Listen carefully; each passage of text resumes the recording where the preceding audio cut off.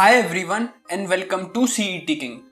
आज की इस वीडियो में मैं कुछ ऐसे मिथ्स डिस्कस करने वाला हूं जो कि एक एमबीए एस्पायरेंट के दिमाग में हमेशा चलते रहते हैं। अब ये जो मिथ्स हैं हो सकता है उन लोगों के दिमाग में भी हों जो इस समय एमबीए की तैयारी कर रहे हैं, या फिर उन लोगों के दिमाग में भी हों जो एमबीए की तैयारी करने की सोच रहे हैं।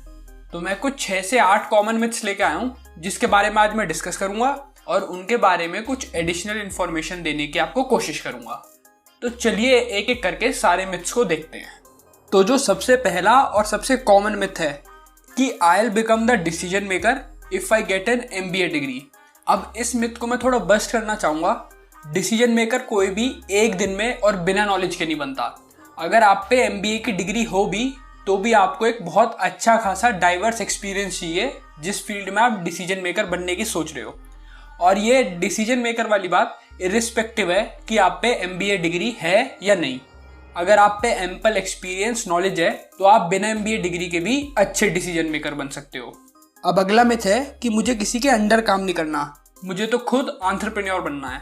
तो इसके बारे में मैं बताना चाहता हूँ कि अगर आप एमबीए कर भी लोगे तो भी उसके बाद आपको कुछ ना कुछ काम तो सीखना ही पड़ेगा आपकी एंटरप्रेन्योर जर्नी स्टार्ट करने से पहले।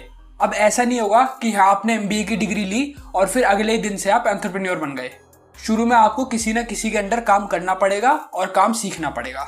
अगला मिथ क्या है कि एमबीए एक बार कर लिया तो पैसा ही पैसा होगा। तो अब मैं इसके बारे में बताना चाहता हूँ कि लोग एमबीए कर रहे हैं अच्छे कॉलेज से भी जो टियर 1 के हैं, ठीक है, उसमें भी हर किसी का पैकेज 1 करोड़ 50 लाख ऐसे नहीं जाता। ठीक है, अगर कोई बंदा 1 करोड़ कमा रहा है तो ऐसा भी हो सकता है कि कोई बंदे का पैकेज 10 लाख पर एनम लगाओ टियर 1 कॉलेजों में। ठीक है, मतलब ऐसा नहीं है कि टियर 1 में सारे के सारे 1 करोड़ 50 लाख इस टाइप के पैकेज कमा रहे हो। तो आपको ये चीज़ निकालनी पड़ेगी। तो एक बार एमबीए कर लिया तो जिंदगी भर पैसा ही पैसा होगा। आपकी नॉलेज और आपका एक्सपीरियंस आपको पैसा दिलाएगा, ना कि कोई डिग्री। अब अगला जो कॉमन मिथ है कि आपको बहुत सारा कैपिटल चाहिए फीस भरने के लिए before you go for your MBA. अब ये कॉमन डाउट भी है बहुत बच्चों का जो अक्सर पूछते हैं कि सर 18, 20 लाख, 25 लाख इस टाइप की फीस में अफोर्ड नहीं कर सकता, तो क्या मुझे एमबीए का एग्जाम देना चाहिए या फिर सिलेक्शन होने के बाद फीस भरनी चाहिए? तो उन्हें मैं बता दूं कि बड़े बड़े एमबीए कॉलेजों का काफ़ी बैंक्स के साथ टाई अप होता है। अगर आपने अपने डिजायर्ड एमबीए कॉलेज को कन्वर्ट कर लिया तो आप सीधा अपने उस ऑफर लेटर को उस एफिलिएटेड बैंक के साथ जमा करा सकते हैं और वो विदाउट एनी कोलेटरल आपको पूरा लोन प्रोवाइड करा देंगे जितनी भी आपकी फीस होगी, provided with some sort of interest. अब ये जो अगला मिथ है इसके बारे में बताना चाहूँगा कि बहुत से लोग उल्टी बातें करते हैं। क्या कि एमबीए ग्रेजुएट्स तो भरे पड़े हैं मार्केट को और कंपनी को अब इतने ज़्यादा एमबीए ग्रेजुएट्स की ज़रूरत नहीं है। तो मैं उन्हें बता दूं कि एमबीए ग्रेजुएट्स होंगे मार्केट में, पर ऐसे एमबीए ग्रेड्स इन पे प्रॉपर नॉलेज है और प्रॉपर स्किल है वो बहुत गिनती में है। तो ऐसा कहना कि मार्केट को या कंपनी को एमबीए ग्रेड्स की अब जरूरत नहीं है क्योंकि मार्केट में बहुत सारे एमबीए ग्रेड्स भर चुके हैं, ये बिल्कुल गलत है। मार्केट को और कंपनी को हमेशा डिमांड रहेगी ऐसे एमबीए ग्रेड्स की जिन पे प्रॉपर नॉलेज हो और प्रॉपर स्किल्स हो। अब अगला जो मिथ है वो उन लोगों के लिए है जो सोचते हैं कि एमबीए सिर्फ आईआईएम से करने में फायदा है। तो उन्हें मैं बता दूं कि एमबीए आईआईएम्स के ऊपर भी लाइफ है जहाँ पे आपके बराबर के कॉलेजेस टक्कर देते हैं, जैसे एक्सएलआरआई हो गया या फिर स्नैप के कुछ colleges, IITs, JBIMS, FMS Delhi, MDI Gurgaon, इस टाइप के जो कॉलेजेस हैं ये कुछ आईआईएम्स को तो सीधी सीधी टक्कर देते हैं। तो ऐसा कहना कि अगर एमबीए करना है तो सिर्फ आईआईएम से करो, ये बिल्कुल गलत चीज़ है और आई होप कि ये वाला मिथ भी आज आपका रिजॉल्व हो गया होगा। अब अगला जो मिथ है मेरे पास वो है प्रोफाइल के रिलेटेड।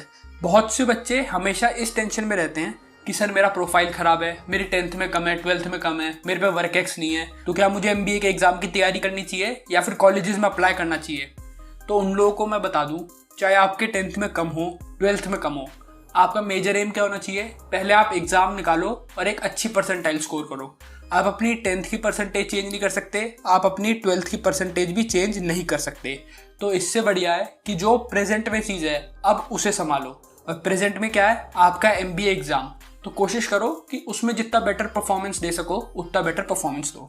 और अगर इस चीज़ में भी मोटिवेशन चाहिए तो मैं आपको बताता हूँ, इतनी मेहनत करो कि तुम्हारा टिंडर या बम्बल पे राइट स्वाइप आ जाए। और रही बात गुड प्रोफाइल की, तो ये भी कहना बिल्कुल गलत है कि 10th और 12th को बिल्कुल भी वेटेज नहीं है, उन्हें भूल जाओ। और ये भी कहना गलत है कि 10th और 12th की वेटेज है। अगर 10th और 12th में आपके अच्छे स्कोर हैं तो ये आप अच्छे कॉलेज जा सकते हो।